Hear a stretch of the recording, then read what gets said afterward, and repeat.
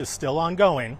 That's what we're dealing with. We believe we are beyond the scale of a hoax at this point in time, which historically we've had in the past. Ogden Fire and law enforcement personnel responded to the scene, and as you can see now, they're just about wrapping up at Ben Lomond High School. And our biggest priority in this situation with the Ogden School District is student safety. And we were able to clear the students from that building almost immediately. And then the process of reunification has taken some time. We're probably into the second hour of reunification with the parents. And the Ogden School District has been doing direct messaging to the parents and family of those students and giving them information on where to reunify with their kids. Right now, we don't have any reports of injuries or any issues with the students when it comes to student safety. We've had not only Ogden Fire, Ogden Police. Our response included our drone team, K-9 officers, and our Metro SWAT team to this location. And again, Ogden School District is on scene with our tactical team and our law enforcement team, doing direct communication with us, and then in return doing direct communication with their school community. What we do advise that parents to continue to check that messaging from the school for active updates, and those are being released periodically from Ogden School District. The public is asked to stay away until the scene is clear. As you can see, some of the roads are blocked, and we have some traffic that has been navigated around the school. So we just ask that the public stay away from the school until we can complete our investigation and complete the first level of security from the school and make sure it's safe for the students to return. Captain, can you tell us if you found a device? Well, I can't tell you that. That's not information that I have right now, but there was a reported device. So why is this treated not as a hoax? There is investigative information that we have that tells us this is not a hoax, that we actually did have an active threat at the school, and we're still trying to mitigate that threat. And was the threat near the school or on campus directly? I can tell you it was in or near and around the school, so it was enough that this was centrally located for our response. And we do have a number of leads as to what's occurring here today, but those aren't leads I can release right now in this preliminary press conference. Anybody in custody? Right now there is no one in custody. Hope you guys knew about the threat or social media or someone say something on campus? No, I can tell you that that threat came in through our 911 dispatch call center, and we received it as a direct 911 call. Can you tell us a little about what that call said, what this threat may have entailed? I could tell you, but at this point in time, it's not something, like I said, for the ongoing investigation, it wouldn't be prudent to release that information. We do have good leads of the individual or individuals responsible, so that's something our investigative teams are following up on. And are those kids or adults? And I wish I could tell you that right now, whether they were kids or adults, but I can't release that information. How was the threat conveyed? Well, I could tell you we received it as a 911 call through dispatch. As for the content of that and what specifically information was said, I can't give you that information. Was there a student who called? Again, I can tell you a call came into dispatch, but I can't tell you the nature of who called. Where were the students taken? We saw them being bussed.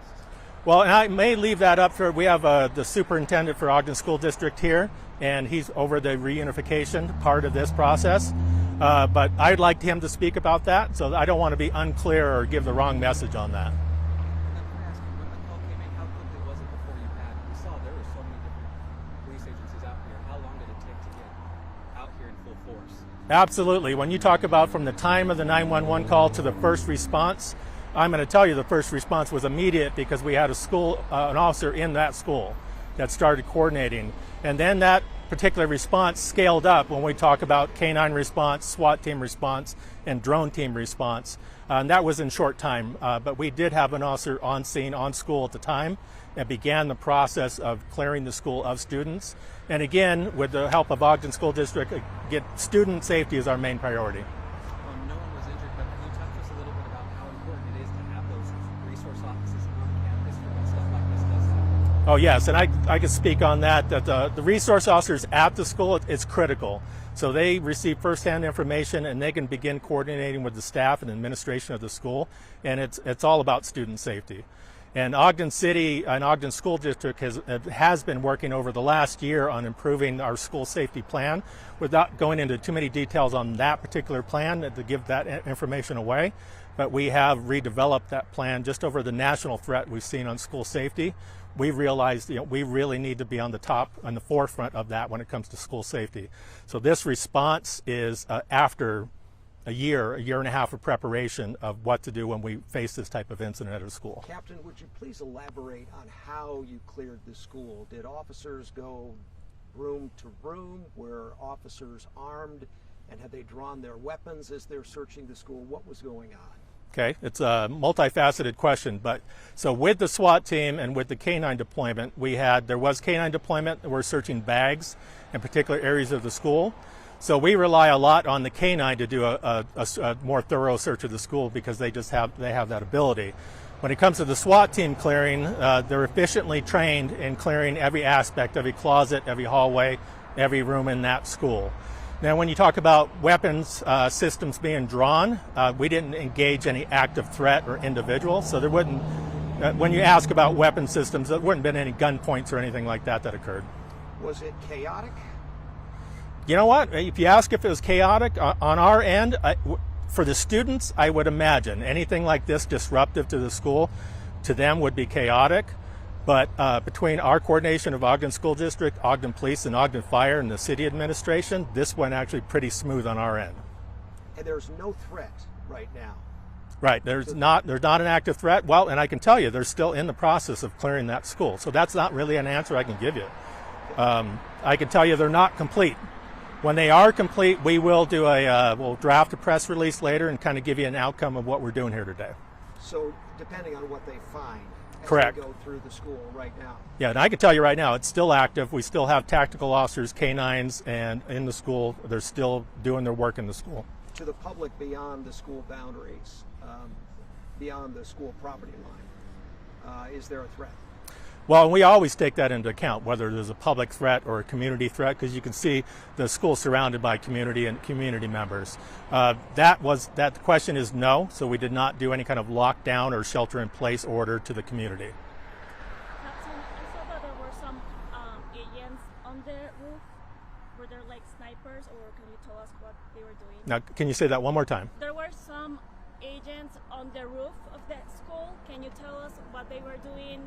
Were there like snipers, or Okay. can you elaborate on that? Absolutely. So the personnel that you saw on the roof were our Metro SWAT team, and that would have been a sniper team, and primarily that team's there for overwatch and safety.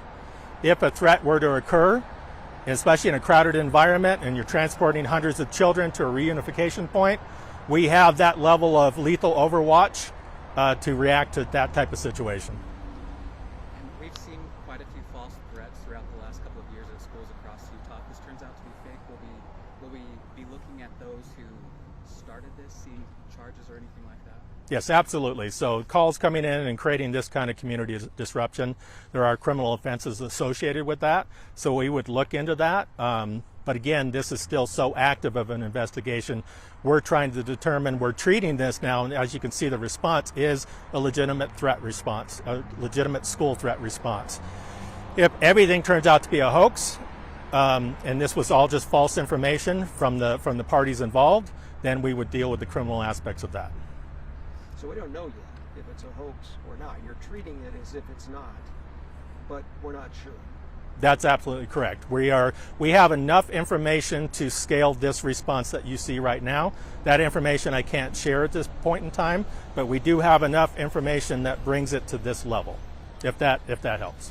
I want to say it was maybe 2 years ago we had that false active shooter threat at Ogden High. Did that prepare you for another situation like this? Absolutely. About 2 years ago, we did see on a national level, we actually saw a number of schools across the country received hoaxes, and we believe they were from out of the country, and that created our response there. We did well in that response, but every response like this, we learn from, we analyze, we probably overanalyze each response, and that improves our next response to where when we encounter an active gunman situation at a school, we feel we're pretty prepared for that.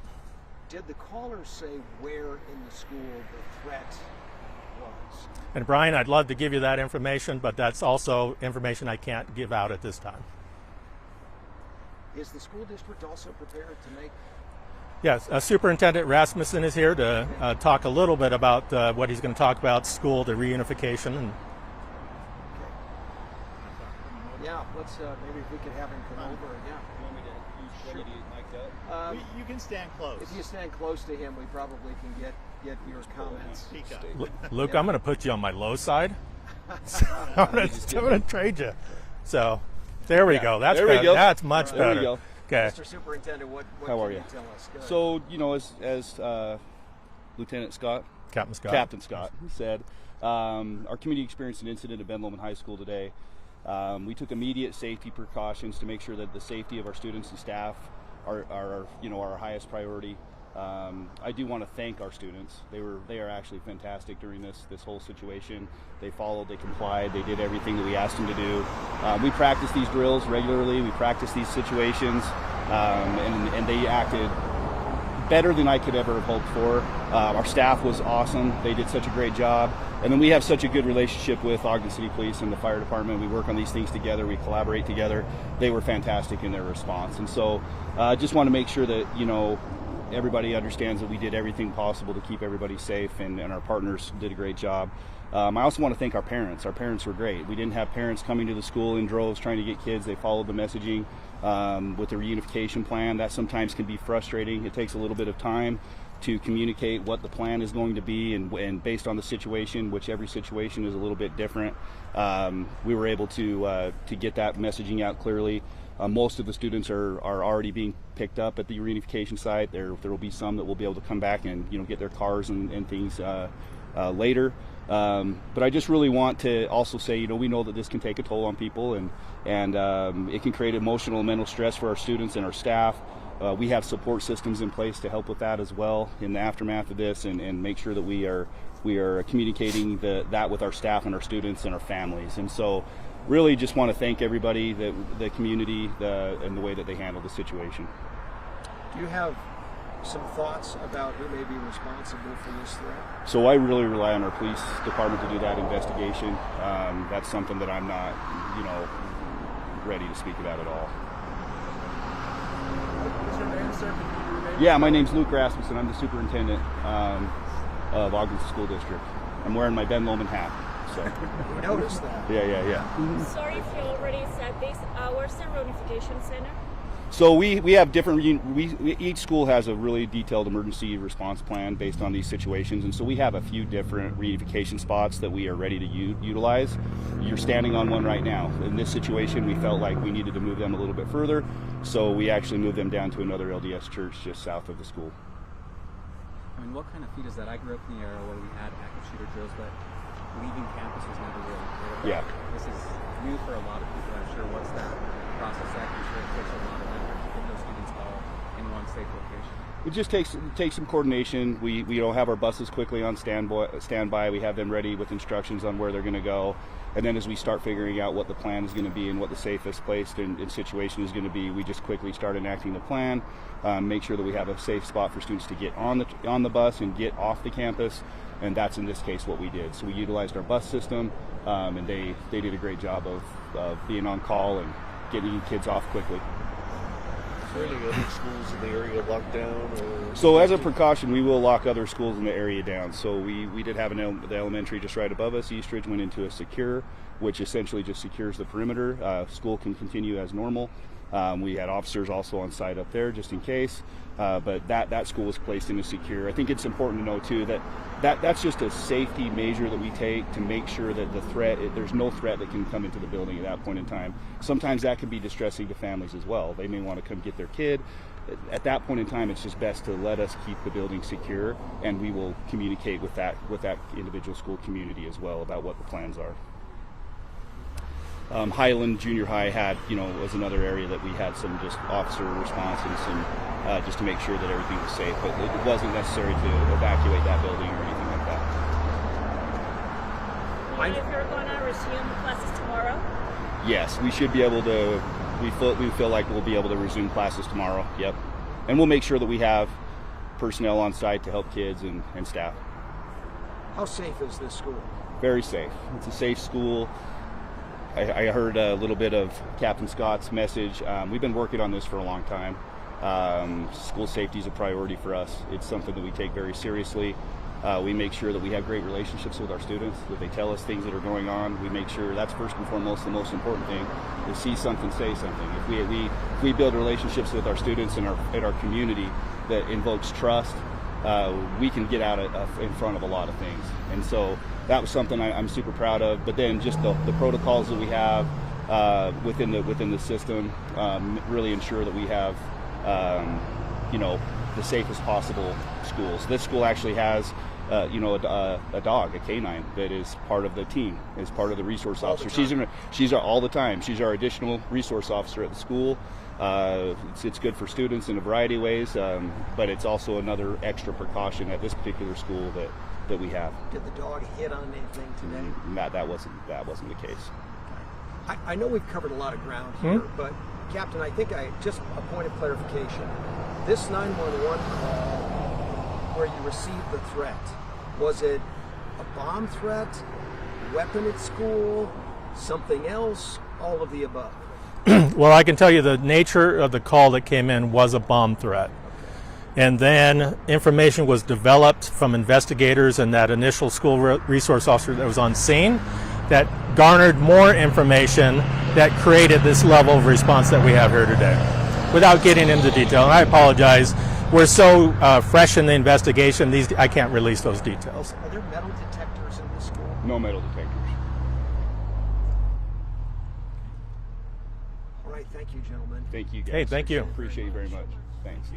So there we have it. Nice to see you. Good to see Brian, you. appreciate you. Very much, thank you.